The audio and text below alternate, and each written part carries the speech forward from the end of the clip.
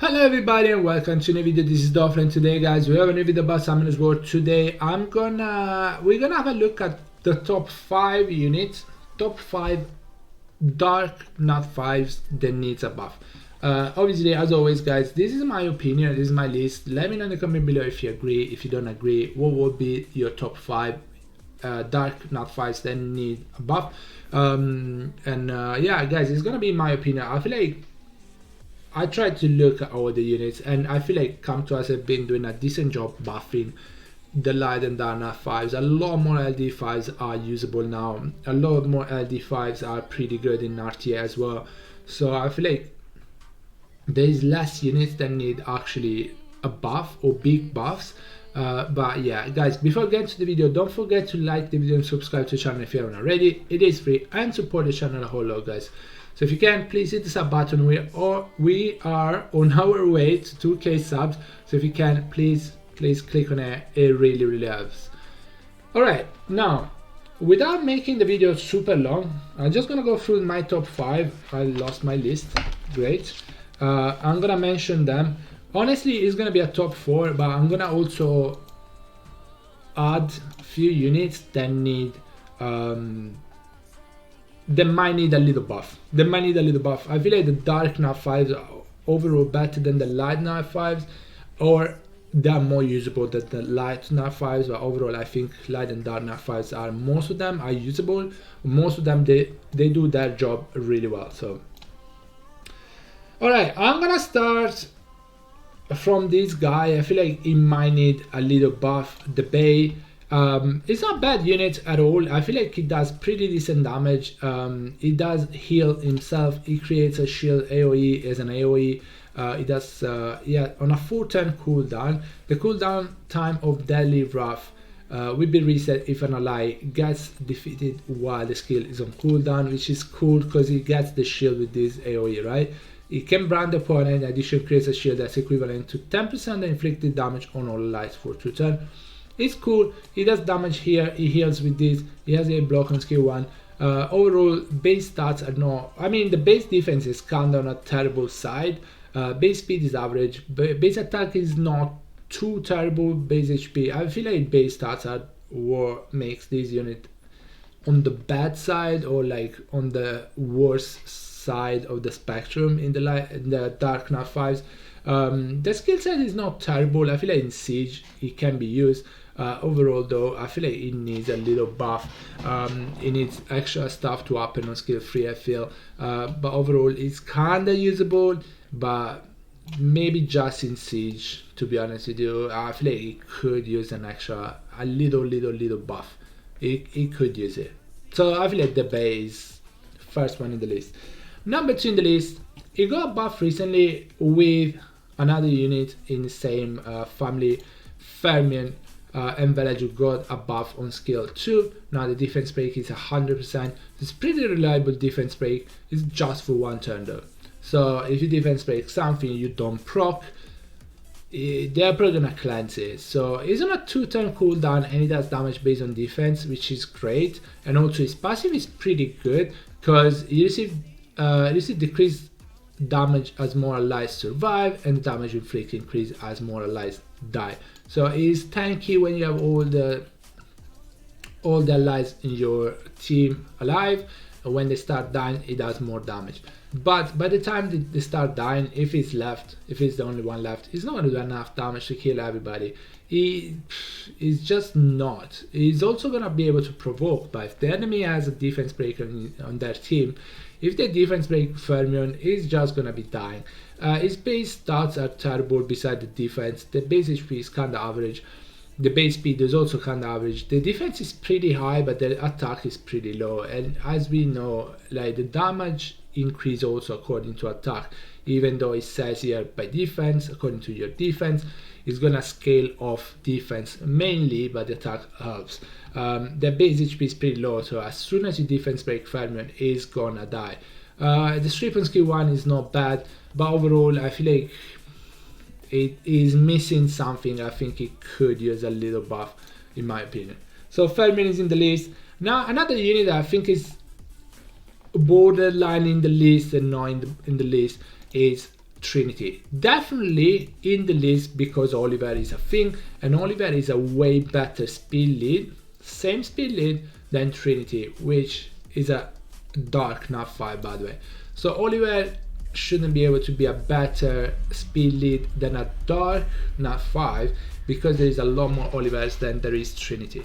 Trinity does good, that's decent damage. Honestly, I've seen Trinity be used even from high level players, and she doesn't do that much damage, to be honest with you. Honestly, I feel like Trinity is used sometimes just for the speed leader skill.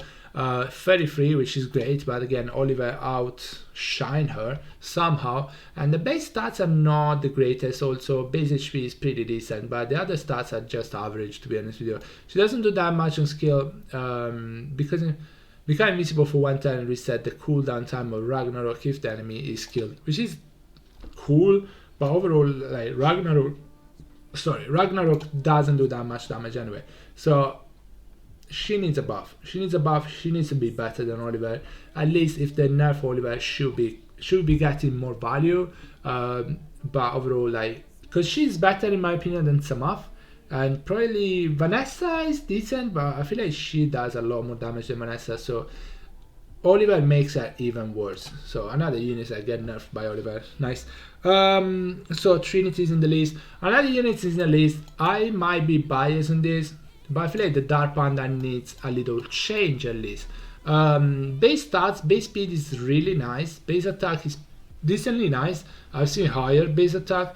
Base HP and defense. The defense is not terrible. The HP is average. What I'm saying is passive is nice on paper. Decrease incoming damage by 35%, which is really nice. And increase the damage dealt by 50%, which is really nice too, if the enemy has lower attack than yours. Lower attack than your attack power.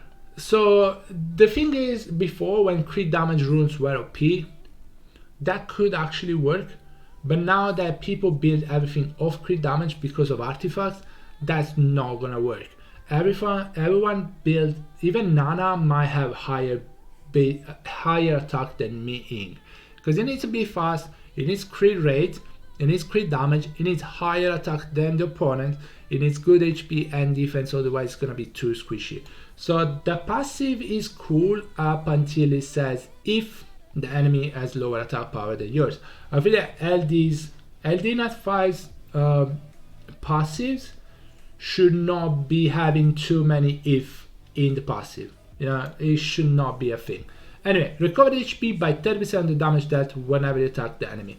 So even when you counter now, because before, even like when you counter with the counter debuff, with the counter buff, it wouldn't heal. So it was just on your turn. At least now it heals on the counter attack as well. By my opinion, it needs a little change. It'd be nice to have a strip on skill 1. It would be really nice.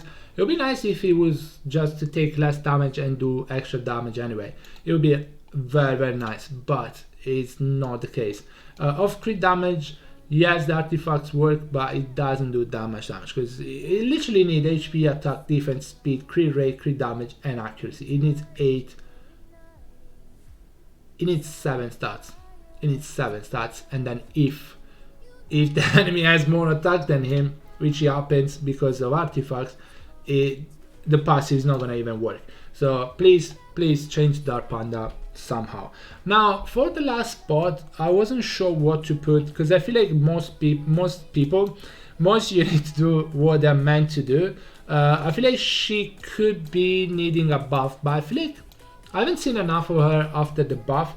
I feel like the strip, pretty much all the time you're gonna have the strip, is really nice and also does damage. Attack all enemies to remove all beneficial effect and decrease HP of the enemy granted with harmful effect by 15% and decrease HP if feasible. 15% damage for each harmful effect is not bad at all.